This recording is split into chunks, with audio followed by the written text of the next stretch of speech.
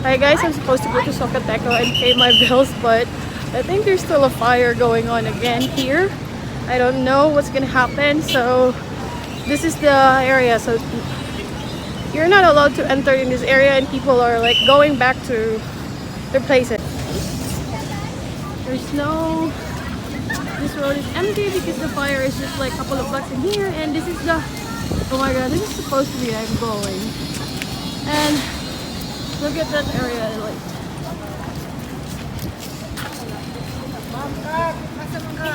Yes. Wala lamang mo sisa lang. And that area over there is like our power. And see that one? See this thing? This thing is already darkened already. So maitim na siya guys dahil sa sumo. Nakakatakot. So ayan guys, nakikita nyo. Maitim na masyado dito. So anong mangyayari kung wala kami, kung... My god. I hope nothing will gonna go to worse situation, pero kita nyo? Oh my god guys, this is our Gaisano Mall nowadays. It's so awful. How the hell these things happen? Shit. Anong mangyayari? Napaka-amoy usok pa guys. Masyadong goodbye mall. So ayan, nakikita nyo pa yung mga bumbero. Ayan, umabot talaga dito. Tsaka yun. So, oh, ang lapit-lapit lang guys. From here, ayan, from this point to that point. So that area is the Zapoteco Road. Ayan. Ayan yung mga fire trucks natin. Kalungkot. Oh my god, ang sad naman ito guys. Hi!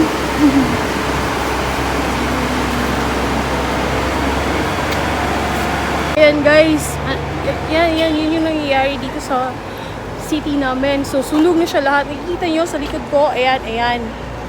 Ayan. So ang lungkot dito kasi malapit na yung Pasko, and then ang daming tao na nawalan ng trabaho dahil sa malakas na sunog. Actually, kita niyo yung mall. Actually, bago lang siya natapos, and then suddenly may sunog na naman. Kaya ayun, malungkot. Ano na naman mangyayari ngayon? Siguro tambak na naman kami dito sa ibang mall para bumili. Wala naman talaga tayong magagawa. So yung area na ito is closed road. So,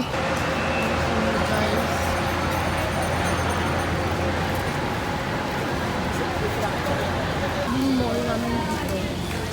Lapit lang yung mall dito. Actually, pwede mo siyang lakarin. So, ayan yung mall namin dito. Nakatabi namin dito. Ito yung tawag dito. KCC Mall. Ayan.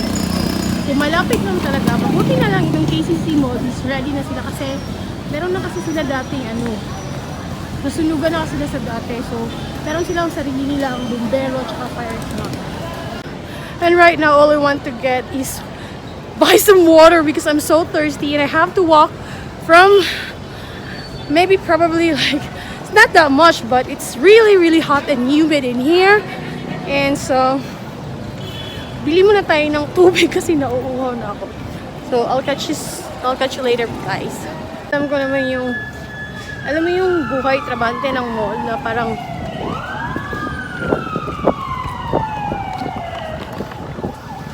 sorry guys, ang lakas ng hangin kasi alam mo yung buhay trabante ng mall na yung last 15 days na lang yung wala ka ng pera pero nagtatrabaho ka pa rin kasi kailangan mong kumita. So ayan guys, kita nyo. So ayan, may sunog pa din. So sana maapula na ngayong sunog kasi napakadelikado. Katabi pa naman siya ng Socoteco. Hi guys, and I just got back home and it's kind of late at night. It's like almost 10 p.m. here and oh my god, this is so awful because the fire is still ongoing on here in my city, which is the Gaisano Mall. So it's very sad that a lot of employees and people who's working at the Gaisano Mall are losing their job right now. So, yeah, napakalungkot kasi malapit pa naman ang Pasko at alam niyo naman yung buhay, trabaho ng mall, ang hirap-hirap. So, sana God will give them strength and more patient to be able to cope up all this tragedy that they're facing right now. So, and if you have a time to as well, maybe we can give them a prayer, you know, yung para kahit yung kalooban nila hindi masyadong mabigat. So, anyway, I don't know why I'm always been tired, but yes, I'm a little bit tired because I was out all day.